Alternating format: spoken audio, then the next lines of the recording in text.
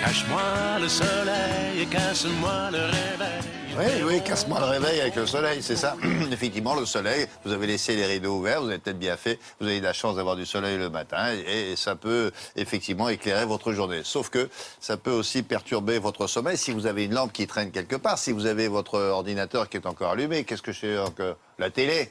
Les Mais alors, le veilleuses. fait de mal dormir, ça on savait, on dort mal. Oui. Mais ce qui est nouveau dans cette étude, c'est quoi? Voilà, c'est une étude établie par l'Institut de recherche sur le cancer de Londres qui établit un lien entre l'exposition à la lumière pendant le sommeil et un risque accru d'obésité. Ne pas fermer les volets ou les rideaux la nuit ferait grossir. Alors les chercheurs ont comparé pour cette étude l'état de santé de personnes qui dorment dans le noir absolu et des personnes qui dorment avec de la lumière. Résultat, la pollution lumineuse, comme on dit, multiplie par 3 le risque d'obésité. Alors c'est quoi la pollution lumineuse? Ce sont les réverbères de la rue dont la lumière entre dans nos chambres quand les volets sont ouverts ou alors mal fermés.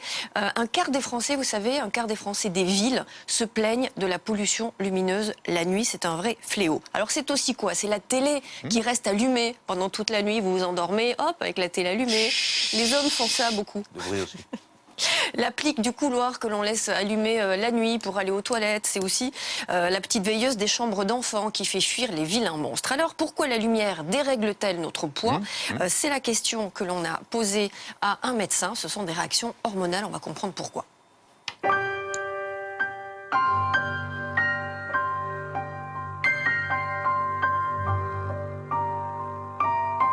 Si on dort mal, les hormones comme la leptine, la gréline, l'hormone de croissance, le cortisol sont mal sécrétés pendant la nuit.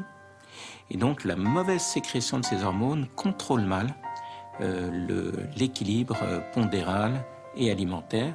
Et on a donc un risque de prendre du poids avec un mauvais sommeil.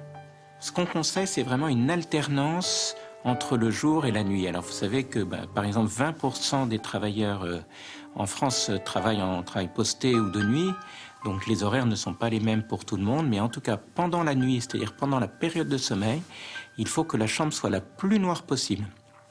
Et c'est vrai à la fois pour les adultes, mais aussi pour les enfants. Il ne faut pas laisser de lumière pénétrer pendant la nuit dans la chambre.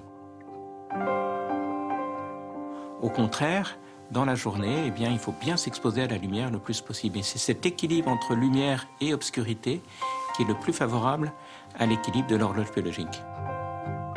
Les veilleuses et les lumières en plus dans la chambre, que ce soit des petites veilleuses pour les enfants, mais également pour les adultes, tous ces petits indicateurs qui montrent que les appareils électroniques sont allumés autour de nous, eh bien, tout ça, ça crée une lumière, une obscurité non complète, et donc ça perturbe l'horloge.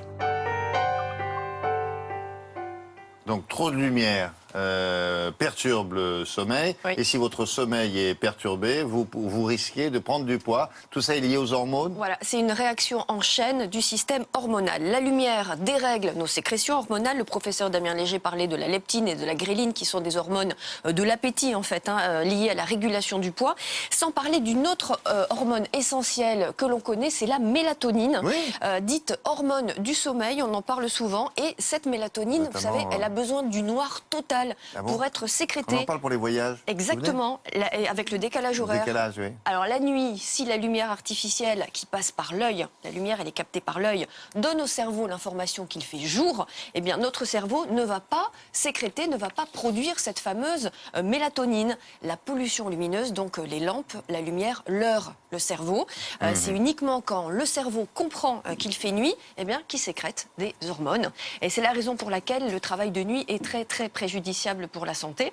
20% des travailleurs en France, le travail de nuit, ils dorment le jour et jamais dans le noir total. Exemple, quand William, vous faites la sieste la journée, parce que nous on se lève très tôt à Télématin, donc on récupère la journée. Quand vous dormez la journée, il faut faire le noir absolu pour que le cerveau comprenne que c'est la nuit et qu'il puisse sécréter les hormones que l'on sécrète en général la nuit. Voilà. Je vais l'expliquer. Voilà, expliquez à votre C'est cerveau pas facile de parler à son cerveau. les rideaux occultants, très important Mais il y a des quand gens on qui se dort la couchent très journée. très tard et qui justement empiètent sur la journée, qui savent Exactement. ça et qui scotchent tout. J'en connais un. Et vous aussi. Exactement. Et des rideaux Et il s'appelle occultants. Patrick Sébastien, il se couche très... Et il ferme tout pour que ça soit le noir total. Exactement. Et là, à cette heure-là, il n'a pas tardé à se coucher. Merci beaucoup. On a le temps avec Laura ou pas encore? Un petit peu. Très bien. Beaucoup. Alors, il s'agit d'un nouveau site. De quoi ça parle? Ça parle d'aide et d'entraide, William. Ça s'appelle Welp. Et le but, là, il n'est pas question d'argent. C'est juste, vous allez aider les autres. Si vous avez du temps, eh bien, c'est le moment. Vous allez sur ce site. C'est géolocalisé. Donc, on vous dit tout ce que vous pouvez faire pour aider. Alors, vous pouvez, par exemple, en cliquant sur les différents points, on vous dit, par exemple, vous pouvez aider à la recherche sur le cerveau en nous aidant à collecter des fonds et à activer une collecte. Ou vous pouvez aider aussi quelqu'un à faire un blog où il y a plein de témoignages, par exemple, des personnes âgées qui ne savent pas se servir d'un smartphone et qui veulent recevoir les photos de leurs petits-enfants. Vous pouvez aussi passer 30 minutes à les aider. Et si vous avez besoin d'aide, vous aussi, vous pouvez poster votre demande sur le site. C'est très bien fait et ça fait du bien quand il n'y a pas d'argent en jeu. Merci beaucoup. Elle est... Non, elle est comme ça. Ouais. Très humaine. Très au secours des autres. Mais je veux bien l'aider, je le fais régulièrement. Oui. Elle aide beaucoup des jeunes étudiants en mal d'affection. Allez, la météo matin avec Nathalie Riouet, qui nous aide beaucoup aussi. Retrouvez votre